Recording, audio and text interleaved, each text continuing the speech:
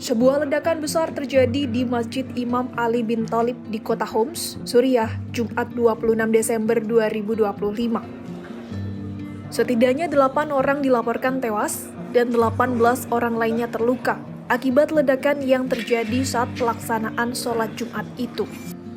Mengutip BBC, para pejabat setempat meyakini bahan peledak diledakkan di dalam masjid tersebut. Ledakan terjadi di lingkungan Wadi Al-Dahab yang sebagian besar penduduknya merupakan bagian dari kelompok Alawid.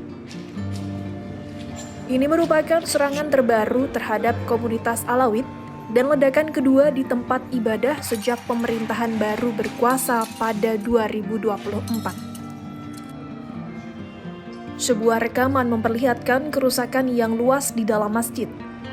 Tampak pula pasukan keamanan dari pemerintah transisi Suriah dan sukarelawan dari White Helmets dikerahkan ke lokasi kejadian. Salah satu korban bernama Usama Ibrahim yang tengah dirawat di rumah sakit menceritakan, terdengar ledakan keras saat dirinya sedang melaksanakan sholat Jumat. Ia menggambarkan seketika dunia berubah menjadi merah dan mendengar tangisan serta jeritan. Pria berusia 47 tahun itu mengatakan dirinya kemudian terjatuh dan terluka. نحن اليوم كنا بصلاة الجمعة أثناء الركعة الثانية صار سمعنا صوت انفجار قوي مع ضغط هائل يعني وصارت الدنيا مثل هيك لونها حمراء مدري كيف ما بعرف نحن شو بالأساس شو صار. وقعت أنا وما شفت إلا الدم عم يزت من راسي.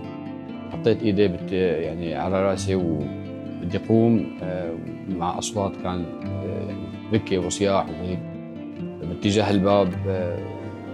لقينا الشباب لاقينا حطونا بالسيارة وأسعفونا باتجاه مشفى العيادة.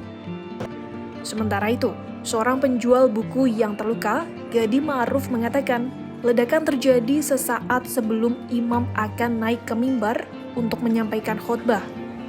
Ia mengaku melihat pecahan peluru berterbangan di sekitarnya.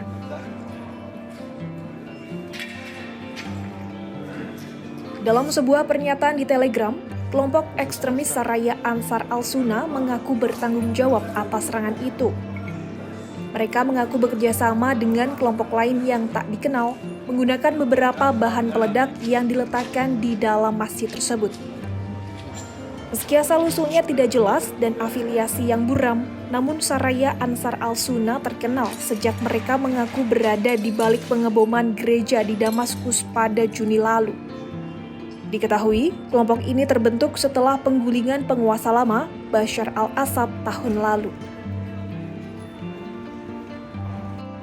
Merespons peristiwa berdarah di Homs ini, Kementerian Luar Negeri Suriah mengutuk aksi teror tersebut. Melalui sebuah pernyataan, kementerian itu menyebut serangan semacam itu merupakan upaya putus asa untuk merusak keamanan dan stabilitas, serta menyebarkan kekacauan di antara rakyat Suriah. Kemenlu Suriah lantas berjanji akan menyelidiki dan mengumpulkan bukti untuk mengejar pelaku. Beberapa negara termasuk Arab Saudi, Lebanon, Turkiye, dan Yordania juga mengutuk serangan tersebut.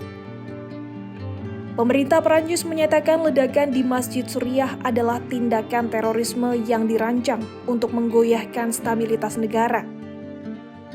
Sementara Sekretaris Jenderal PBB, Antonio Guterres, turut mengutuk serangan itu dan menyebut para pelaku harus dibawa ke pengadilan.